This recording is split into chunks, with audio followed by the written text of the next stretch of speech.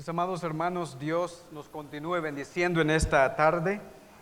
Es de mucha alegría el poder estar con ustedes y poder compartir el mensaje de la palabra de nuestro Dios. Como ya lo anunciaron los hermanos, mi nombre es Salomón Altamirano, soy de nacionalidad nicaragüense. Tengo aproximadamente 30 años que salí de mi país. Me acompaña mi esposa Susan, con quien tenemos 22 años de casados. Y nos acompaña también una pareja de hermanos servidores de la iglesia, hermanos diáconos, nuestro hermano John y su esposa Glenda. Es un gusto, hermano, poder estar con ustedes y en esta ocasión poder predicar el mensaje de la palabra de nuestro gran Dios y Salvador Jesucristo. Les invito a que podamos orar a nuestro Dios para que Él bendiga su palabra. Buen Dios y Padre nuestro que estás en gloria, una vez más, Señor, estamos delante de tu presencia para que tú nos hables por medio de tu palabra. Bendito Padre, queremos que tu Espíritu Santo sea el maestro de maestros en esta tarde, que pueda redarguirnos, convencernos de pecado, de justicia y de juicio. Te pedimos, oh Dios, de que abras nuestras mentes, nuestros ojos espirituales, nuestros corazones, para poder ver tu palabra, para poder apreciar las verdades que tú tienes en ella. Y que la gloria y la honra sea solamente para ti desde principio a fin. En el nombre de Cristo Jesús te pido estas cosas. Amén y amén. Les invito, hermanos, a que abran sus Biblias en Hechos capítulo 2. Hechos capítulo 2, versículos 36. Versículo 36 al 42 dice de la siguiente manera: sepa pues ciertísimamente toda la casa de Israel, que a este Jesús a quien vosotros crucificasteis, Dios le ha hecho Señor y Cristo. Al oír esto se compungieron de corazón y dijeron a Pedro y a los otros apóstoles: varones hermanos, ¿qué haremos? Pedro les dijo: arrepentíos y bautícese cada uno de vosotros en el nombre de Jesucristo para perdón de los pecados, y recibiréis el don del Espíritu Santo. Porque para vosotros es la promesa, y para vuestros hijos, y para todos los que están lejos, para cuantos el Señor nuestro Dios llamare. Y con otras muchas palabras testificaba y les exhortaba diciendo: sed salvos de esta perversa generación. Así que los que recibieron su palabra fueron bautizados, y se añadieron aquel día como 3,000 personas, y perseveraban en la doctrina de los apóstoles, en la comunión unos con otros, en el partimiento del pan y en las oraciones. Yo quiero, hermanos, que en esta tarde nosotros podamos concentrarnos específicamente en el versículo 42. He leído desde los versículos 36 para que nosotros podamos entender el contexto en el cual se estaba hablando. Yo quiero, hermanos, que en esta tarde nosotros podamos aprender 5 características que caracterizan a una iglesia bíblica. Digo esto, mis amados hermanos, porque hoy es muy común en nuestro tiempo de que hay muchas iglesias, hay muchos edificios que tienen el nombre de una iglesia, pero no predican la verdad. Están fuera de la verdad de la Escritura, y es por eso, hermanos, que yo quiero que en esta tarde nosotros podamos ver qué es lo que dice la palabra de Dios, la Biblia, acerca de lo que debe ser una iglesia bíblica, y que nosotros podamos extraer esas características a la luz de la Escritura, no a la luz de lo que nosotros podamos pensar, y que podamos dirigir la congregación, esta iglesia, bajo el formato establecido por Dios y no bajo el formato establecido de los hombres. Nosotros sabemos, hermanos, que las cosas que se escribieron antes, dice la Escritura, se escribieron para nuestra enseñanza. Lo que está en la Escritura es para que nosotros podamos seguir esas direcciones. Yo quiero, hermanos, que mientras yo vaya predicando en esta tarde este mensaje, ustedes puedan ir analizando cómo funcionaba la iglesia del primer siglo, y lo que saquemos de esta enseñanza nosotros podamos aplicarlo a la iglesia nuestra, aplicarlo a nuestras vidas. La iglesia del primer siglo, hermanos, nos enseña las características de una vida o la vida cotidiana de los primeros creyentes. Y cuando nosotros analizamos estos versos que acabamos de leer, nosotros aprendemos, hermanos, cómo estos primeros cristianos rindieron culto a Dios. Y nosotros sabemos que fue bajo la dirección de los apóstoles a quienes Dios había escogido. a quienes Dios inspiró para que escribiesen la Escritura, el Nuevo Testamento. Y esto debe de despertar, hermanos, la conciencia en la iglesia actual. En este pasaje nosotros vemos que un pueblo recibe la palabra de Dios, un pueblo que abraza la doctrina de los apóstoles, un pueblo que se arrepiente de sus pecados, y esa palabra recibida es la que transforma sus vidas, transforma sus familias y por ende transforma una nación. En primer lugar, nosotros vemos que estos hermanos se caracterizaban porque recibían la palabra de Dios. La abrazaban con gozo, la obedecieron. Cuando ellos escucharon la predicación del apóstol Pedro, el resultado fue que se compungieron de corazón. Y por ende esa predicación los llevó a ellos a la acción del arrepentimiento. Y eso debe de ser, hermanos, para hoy en día una iglesia verdadera, que cuando se predica el mensaje de Dios debe de provocar arrepentimiento en las personas. La palabra de Dios no es hueca, no es vacía, hace efecto en la vida de las personas. Este grupo de personas que recibieron la palabra de Dios, hermanos, ellos no estaban recibiendo ideas. Ellos tampoco estaban recibiendo filosofías, psicologías o, como decía el apóstol Pablo, huecas sutilezas, sino que ellos estaban recibiendo la palabra de Dios. La iglesia, hermanos, está para eso, para que la gente pueda recibir, pueda escuchar la palabra de Dios. E inmediatamente esa palabra predicada produjo cambios radicales en la vida de las personas. Esas personas son los primeros convertidos, las primeras familias de la iglesia de Dios. Mis amados hermanos, la verdadera iglesia tiene como prioridad la predicación de la palabra de Dios. Una iglesia bíblica está compuesta por creyentes nacidos de nuevo, que no solo oyen la palabra de Dios, que no se conforman con estar presentes en los cultos para ver qué es lo que sucede. La verdadera iglesia de Dios recibe la palabra de Dios con gozo, porque la cree, porque la practica, porque la desea, porque la guarda y porque la expande a los cuatro vientos. Esa palabra, hermanos, tiene que despertarnos a nosotros del adormecimiento, tanto a los hombres y a las mujeres. Tiene que transformar nuestras vidas. Esa es una señal de una iglesia bíblica, donde se predica la palabra de verdad. Y nosotros vemos eso, que cuando el apóstol Pedro comienza a predicar la palabra de Dios, produce un efecto en el corazón de las personas. Dios estaba mostrando resultados, a la misma vez demandando a sus pastores y a sus maestros a predicar el mensaje de la palabra de verdad. Si hay algo en que la iglesia debe dar la gloria a Dios, hermanos, es exaltando la palabra de Dios desde el púlpito.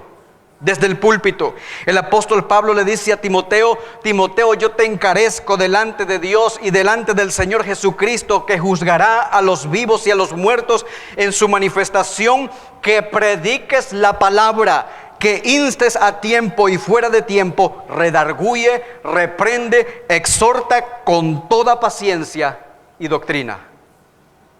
Según nosotros podemos ver en estos textos, hermanos, no todos los que estaban presentes en la predicación del apóstol Pedro recibieron la palabra de Dios. Algunos estaban presentes por razones equivocadas. Otros tenían su mente cerrada, otros no tenían ningún interés de escuchar la palabra, otros rechazaron la palabra de verdad, otros la rehusaron, y quizás, mis amados hermanos, ese puede ser el caso en esta tarde. Nosotros podemos preguntarnos: ¿a qué hemos venido a este lugar? ¿Solamente para observar qué es lo que se hace en una iglesia? ¿Para tener un contacto con mis hermanos? ¿O para recibir el mensaje de la palabra de Dios con gozo? Eso era, hermanos, lo que caracterizaba a un verdadero cristiano, que no solamente escuchaba la palabra, sino que la abrazaba, la recibía con gozo, prestando atención a su palabra. Dice la Escritura que aquellos que recibieron la palabra de Dios se convirtieron en el primer grupo de creyentes, la primera iglesia de nuestro Dios. En Hechos capítulo 4, versículo 4, dice que muchos de los que habían oído la palabra creyeron. Los que habían oído la palabra creyeron, y el número de los varones era como de 5,000 hombres. En Hechos capítulo 6, versículo 7 dice que crecía la palabra del Señor y el número de los discípulos se multiplicaba grandemente. La palabra de Dios produce efecto en la vida de las personas. La palabra de Dios hace que crezca, hermanos. O sea, su predicación, el mensaje de la palabra de Dios hace, hermanos, producir personas para Cristo. No es vacía. Cuando nosotros vemos en estos textos en el Nuevo Testamento, nos damos cuenta que estos primeros creyentes estaban comprometidos con el Señor. El estar comprometidos con el Señor consiste primeramente en tener un propósito preciso en lo que hacemos. El compromiso, mis amados hermanos, es una obligación contraída mía para con el Señor. Ya no vivimos para nosotros mismos, sino para aquel que nos llamó de las tinieblas a su luz admirable. Y ese propósito proviene de un deseo que es dado por Dios, que es producido por Dios, que debe ser tan ardiente como tu deseo de respirar para seguir viviendo. Estos hermanos no callaban. Estos hermanos eran grandes evangelizadores, pero también grandes discipuladores. Ellos estaban constantemente enseñando a los nuevos convertidos, y cuando ellos escucharon la palabra de Dios, la recibieron como que si venía directamente de Dios. Directamente de Dios. Cuando el apóstol Pablo no solamente predicaba a los corintios, pero al resto de las iglesias de Asia, dice la escritura allí en Primera de Tesalonicenses capítulo 2 versículo 13, que el apóstol Pablo les escribe y les dice: por lo cual también nosotros sin cesar damos gracias a Dios, de que cuando recibiste la palabra que oíste de nosotros. Miren lo que dice este pasaje: cuando oíste la palabra que recibiste de nosotros, no la recibiste como palabra de hombre, sino como ¿qué? Sino según es en verdad la palabra de Dios, la cual actúa en vosotros los creyentes. Por eso, hermanos, la importancia que se debe de dar a la palabra de Dios, porque cuando nosotros, sus portavoces, hablamos de la palabra de Dios, es Dios hablando. Es Dios hablando. Esta palabra recibida los llevó a ellos a actuar, produjo cambios en sus vidas. La palabra predicada en las iglesias, hermanos, tiene que producir cambios en la vida de los hermanos, que se va a reflejar en las acciones prácticas de la iglesia. Y en el versículo 42 de Hechos capítulo 2, nosotros vemos 5 acciones o características que produce la palabra de Dios en los primeros creyentes. Una de ellas es que perseveraban en la doctrina de los apóstoles. Segundo, en la comunión unos con otros, en el partimiento del pan, en las oraciones. Y si nos saltamos hasta el versículo 47, ellos eran hombres que adoraban a Dios. En esta tarde vamos a ir, hermanos, tratando de enseñar cada uno de estos puntos, para que nosotros podamos entender la totalidad de las 5 acciones o características de una iglesia bíblica. La palabra perseverar en el versículo 42 quiere decir, hermanos, que ellos eran hombres y mujeres creyentes que seguían adelante. Eran hombres y mujeres que no se daban por vencidos. Ellos eran de los que no retrocedían. Eran hermanos luchadores. Ellos perseveraban en la doctrina de los apóstoles. Digo esto, mis amados hermanos, porque hay muchas iglesias que se han salido del camino de la verdad. Ellos ya no están en la doctrina de los apóstoles. Ellos no se contaminaban con las falsas enseñanzas o fábulas de los hombres. Ellos perseveraban en la doctrina de los apóstoles. La doctrina, hermanos, significa enseñanza, significa instrucción. Ellos perseveraban allí. Ellos perseveraban en lo que Cristo enseñó, en todo el consejo de la palabra de Dios. Ellos no se desviaban ni a izquierda ni a derecha. Su mirada estaba en Cristo Jesús. Eso es lo que dice la Escritura. Puestos los ojos en Jesús, el autor y consumador de la fe. Nuestra vista, la vista del creyente, debe de estar en Cristo Jesús. Cuando nosotros abrimos la Biblia, hermanos, nosotros vemos a Jesús. Cualquiera que se para a predicar desde un púlpito tiene que hablar de Jesús, porque Jesús es el centro de toda la Escritura. Y Jesús debe de ser el centro en una iglesia. En la iglesia bíblica de Columbia debe de estar Cristo como centro de la predicación de la palabra. Mis amados hermanos, eso fue muy común en la vida del apóstol Pablo. Cuando él va a los Corintios, una iglesia muy problemática, en 1 de Corintios capítulo 2, abra su Biblia, 1 de Corintios capítulo 2, versículo del 1 al 5.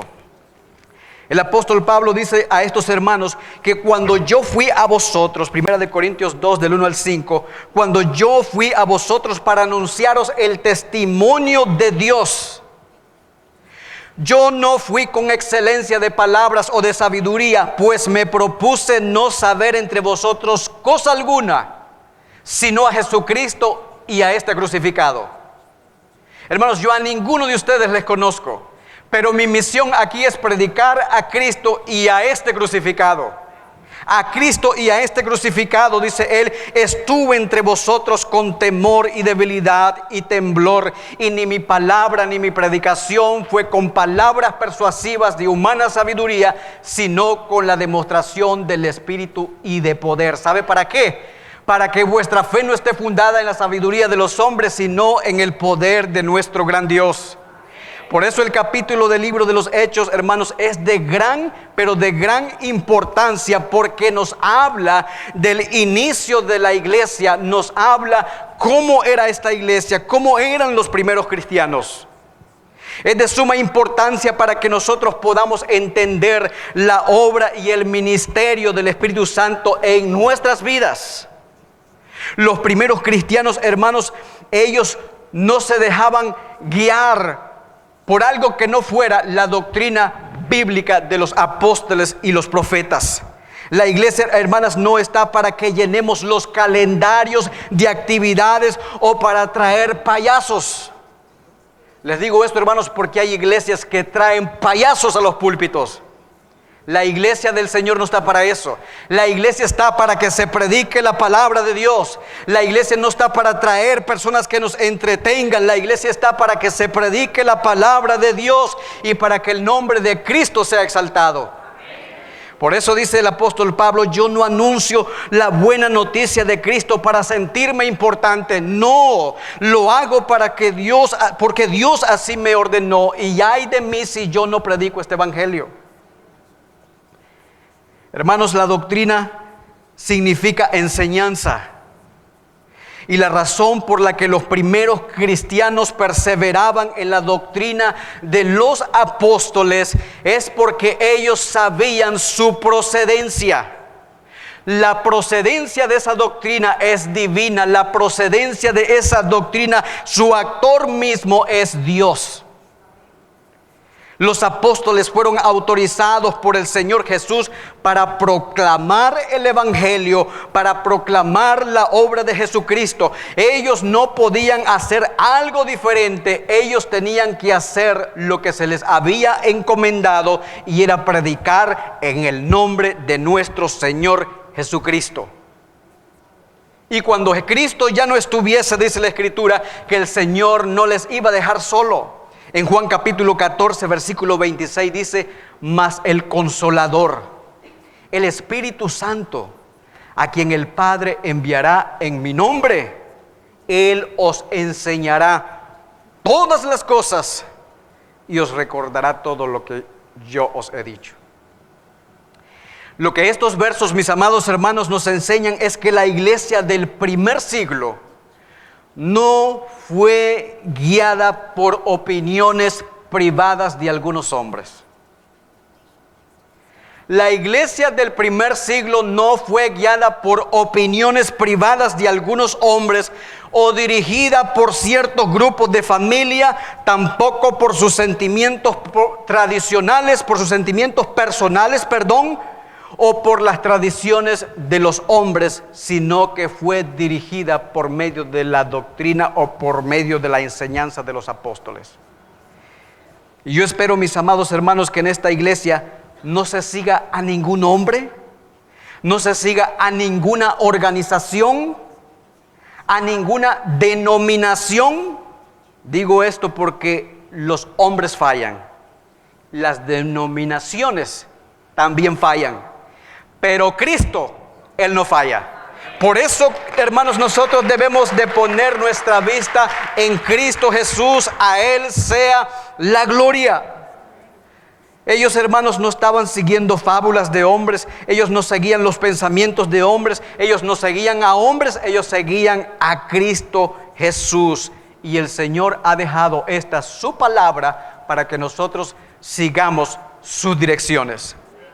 El apóstol Juan dice en Juan 16, versículo 13, que cuando venga el Espíritu de verdad, Él, no ningún hombre, Él os va a guiar a toda verdad, porque no hablará por su propia cuenta, sino que hablará lo que oyere y os hará saber todas las cosas que habrán de venir.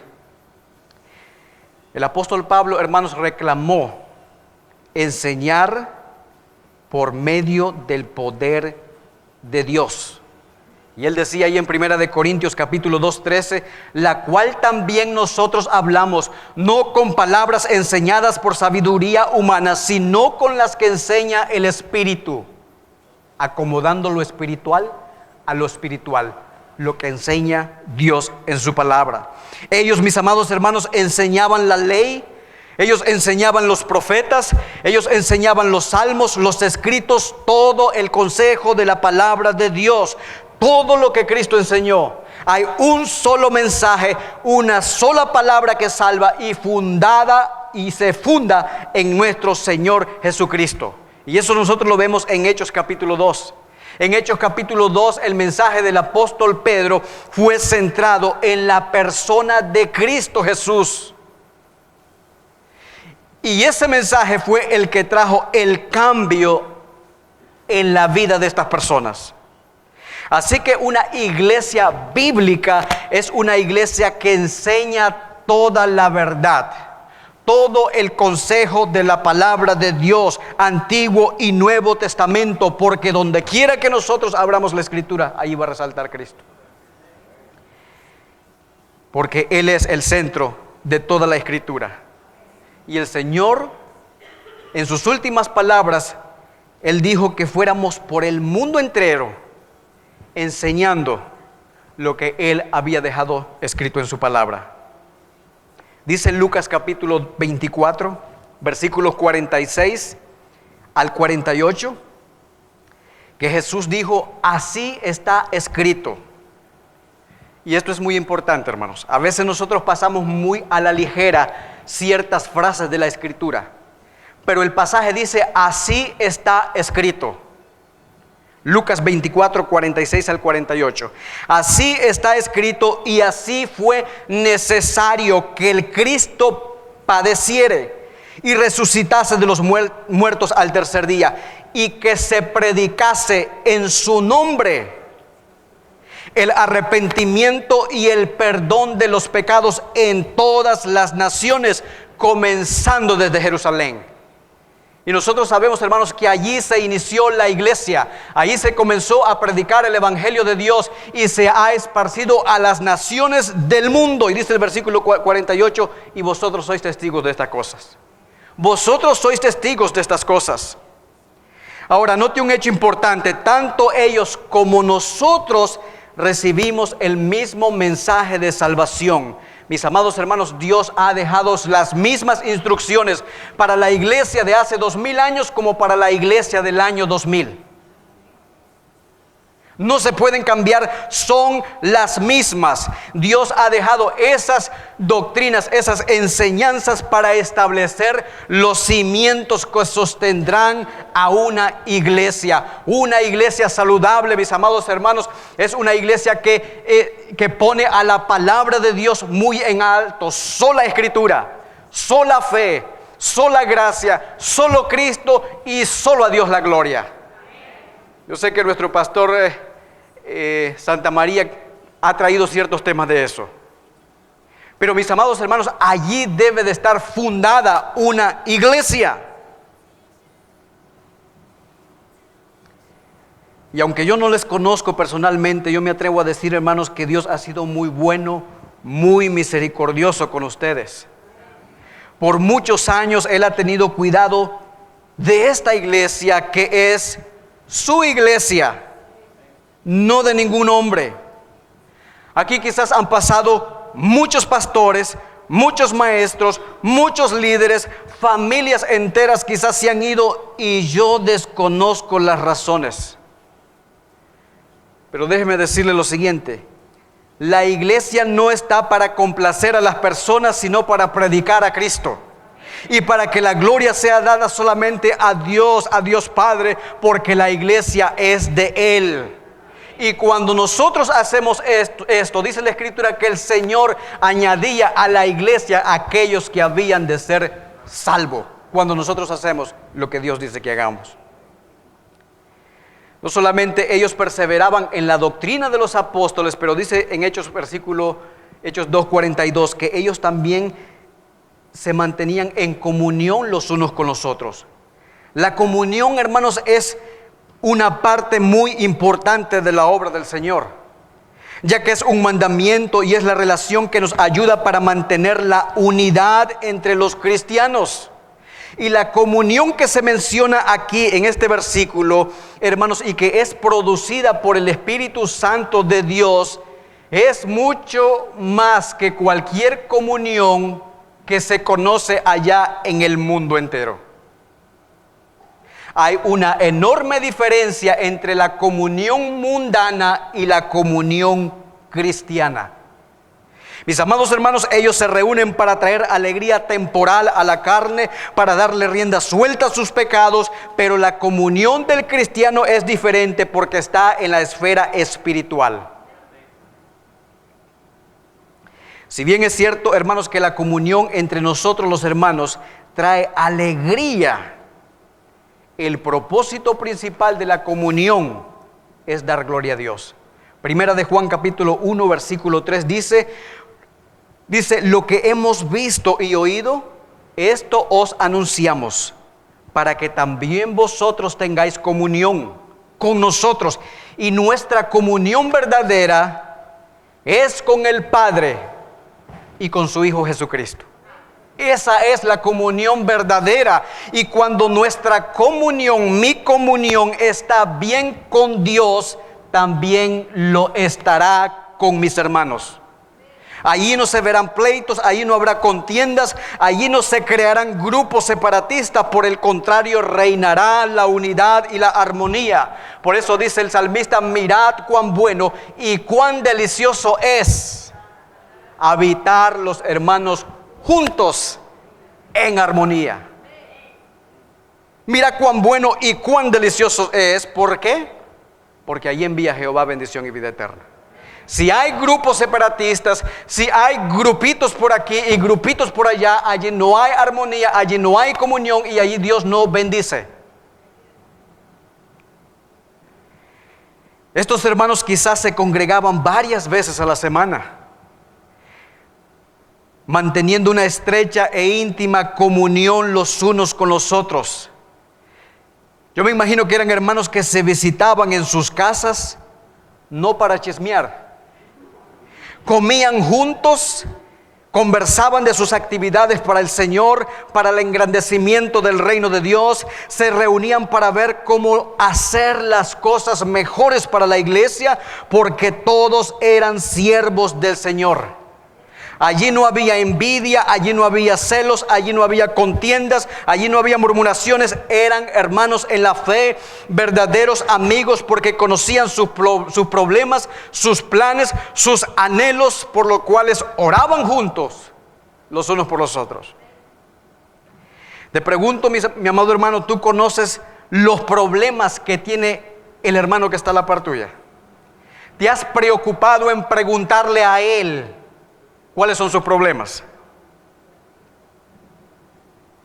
Esta es una de las áreas en las que muchas iglesias tienen que mejorar, incluyendo la de donde yo vengo.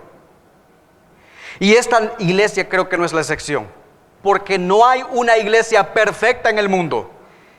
Y el día que tú encuentres una y tú vayas, tú la destruyes, porque en nosotros no hay perfección. La iglesia perfecta va a ser aquella cuando Cristo venga y Él sea el príncipe de los pastores.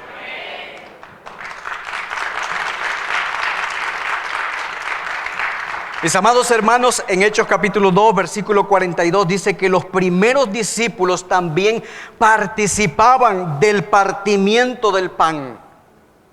Esa frase, hermanos, en este contexto habla acerca de la cena del Señor, pero habla también de la armonía que había entre ellos. Pablo explica bien esto en 1 Corintios cuando habla acerca de la cena del Señor, que Cristo mandó que se observase su muerte, su resurrección a través de la cena del Señor. Y cada cristiano tiene el deber de comer y de tomar de estos elementos, porque el Señor Jesús dijo: haced esto en memoria de mí. Y el apóstol Pablo explica que la cena del Señor, el partimiento del pan, es un anuncio de la muerte de Cristo hasta que Él venga. Es una comunión que debe existir entre los cristianos y Cristo. Pero es un momento también donde cada uno de nosotros nos examinamos nuestras vidas y vemos nuestras conciencias que necesitan ser limpiadas. Y es allí donde corremos al trono de la gracia de Dios para hallar socorro en medio de nuestra desesperación.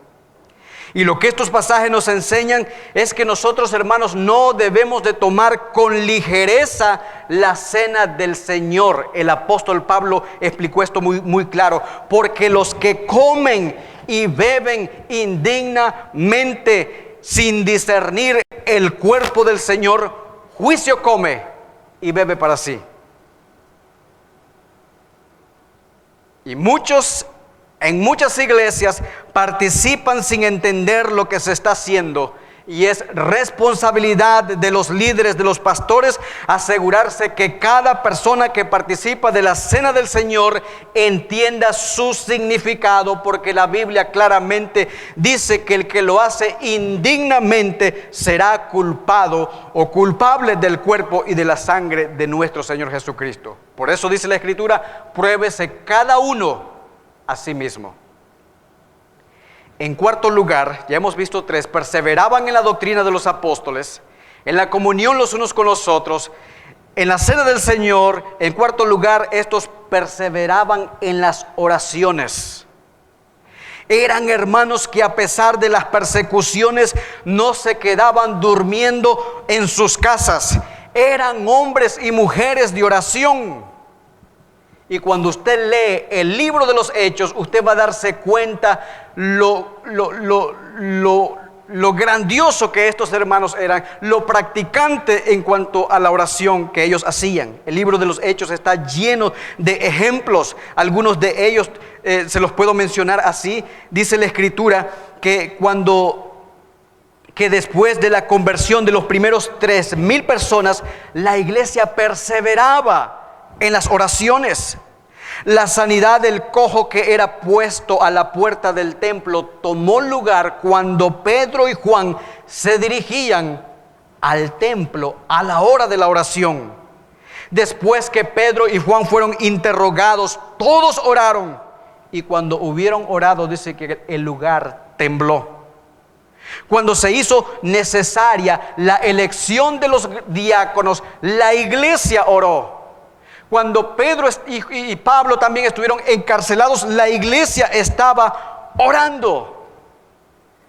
Y la lista, mis amados hermanos, podría ser demasiado larga en cuanto a la referencia de ejemplos de la oración. Pero una iglesia que no ora es una iglesia raquítica que está expuesta a ser atacada por Satanás. Una iglesia que no ora va a atacar a sus líderes, va a atacar a sus familias y va a terminar sacándolos de la iglesia. Estos hermanos habían seguido el consejo del Señor, que había dicho o hablado acerca de la oración en la parábola del juez injusto, sobre la necesidad de orar siempre y no desmayar. Dice el versículo 42 que ellos perseveraban unánimes cada día en el templo. Hermanos, cada día en el templo, y nosotros podemos preguntarnos, ¿será que estos hermanos no tenían nada que hacer? Hermanos, todos los días. Y por eso iban todos los días al templo. ¿Sería eso consecuencia como un fanatismo? ¿Eran estos hermanos fanáticos? Si hubiese sido así, la Biblia lo hubiera dicho. Pero la diaria asistencia al templo indica el fervor de estos hermanos, el fervor de la iglesia era el deseo intenso de buscar a Dios. Ellos habían saboreado a Dios, ellos deseaban seguirle, gustándole. Ese deseo intenso provocado en la vida de ellos provenía del Espíritu Santo de Dios en sus vidas. Por eso dice el salmista: cuán amables son tus moradas, oh Jehová, Dios de los ejércitos. Anhela mi alma y aún ardientemente deseo los atrios del Señor. Mis amados hermanos, ¿tú deseas estar en la iglesia? Tú sientes ese deseo ardiente que te conmueve por dentro y te dice, tú tienes que estar en la iglesia. Tú sientes eso dentro de ti. El salmista lo decía así: mejor es un día en los atrios del Señor que 1000 fuera de ellos. Mis amados hermanos, es un privilegio orar y hacer nuestras súplicas y peticiones a Dios. Muchos pueden sentirse contentos porque en la iglesia los domingos hay más de 100 o 150 personas.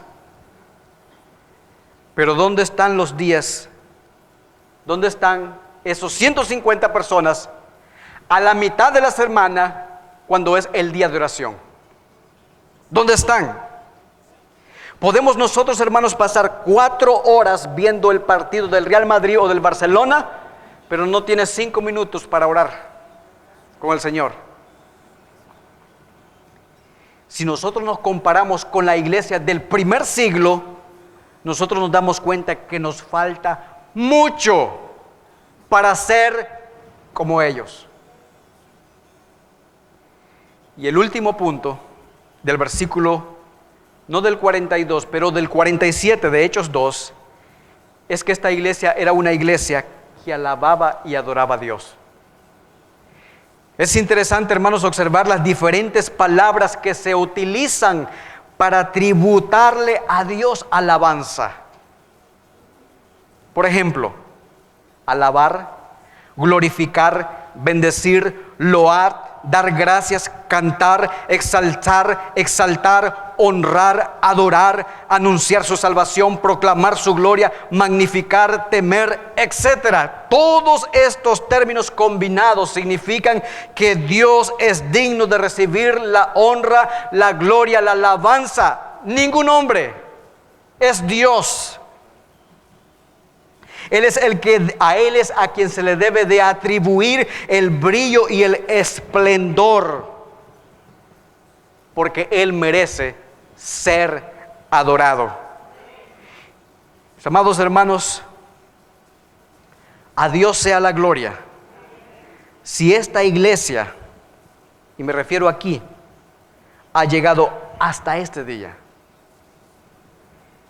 no es porque tú has trabajado duro, es porque Dios la sostiene. No nosotros. Nosotros solamente somos sus vasos a quienes Dios ha limpiado para llevar a cabo sus planes, a quienes Él continúa limpiando para que seamos útiles en su reino.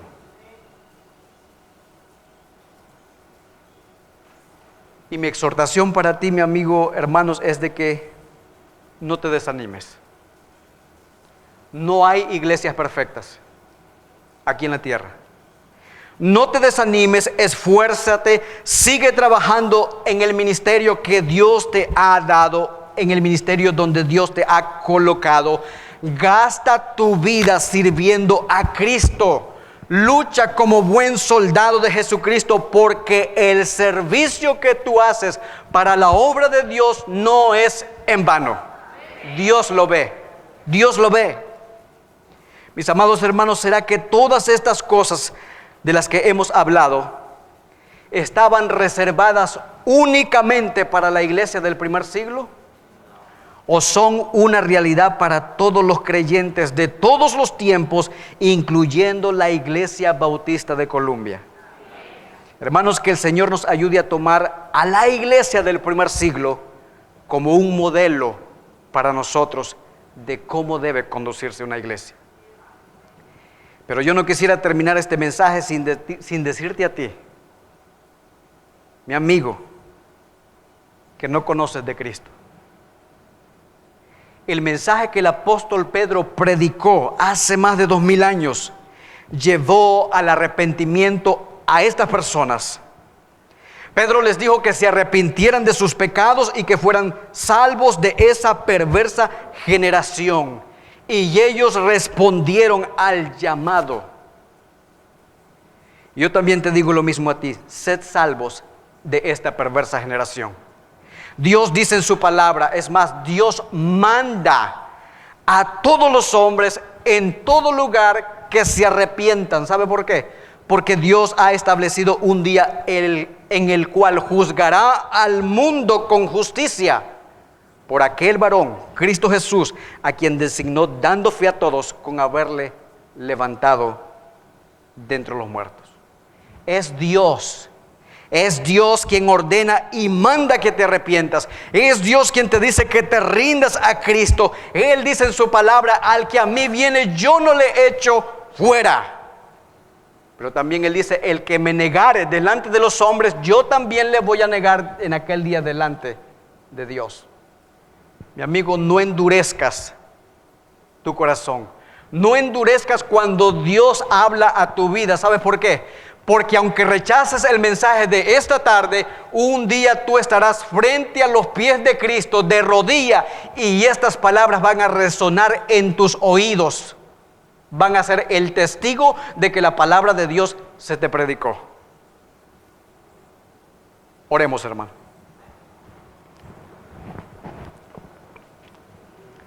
Oh bendito Padre, perdónanos, Señor, porque nosotros somos infieles y tú permaneces fiel. Perdónanos, oh Dios, porque nosotros te ofendemos. Perdónanos, oh Dios, porque nosotros cerramos nuestro corazón, nuestros oídos, nuestras mentes, Señor, y resistimos a tu palabra. Oh bendito Padre. Pero yo sé que tu palabra es poderosa. Yo sé que tu palabra es como un martillo que quebranta la roca, y no hay corazón, por muy duro que sea, que tú no puedas romper. Tu Espíritu Santo es el que convence de pecado, de justicia y de juicio. Oh Padre amado, yo te pido que no dejes tranquilo a cualquier amigo que esté presente aquí. Incomódalo con tu palabra, Señor, hasta que caiga rendido delante de ti. Bendito Padre, yo te pido por esta iglesia. Gracias, Señor, porque tú usas este edificio para que se predique tu palabra, para que tu nombre sea exaltado. Oh bendito Padre, yo te pido de que tú hagas prosperar esta tu iglesia, que de aquí levantes hombres y mujeres, servidores, hombres y mujeres, oh Dios, que se nieguen a sí mismos y que te sirvan con limpia conciencia. Oh bendito Padre, el trabajo que hacemos es para tu gloria. Tú moriste en la cruz del Calvario por nosotros y no hay forma de pagar ese sacrificio. Por eso gastamos nuestras vidas sirviendo. Oh bendito Padre, a ti es la gloria por siempre, desde principio a fin. Amén y amén.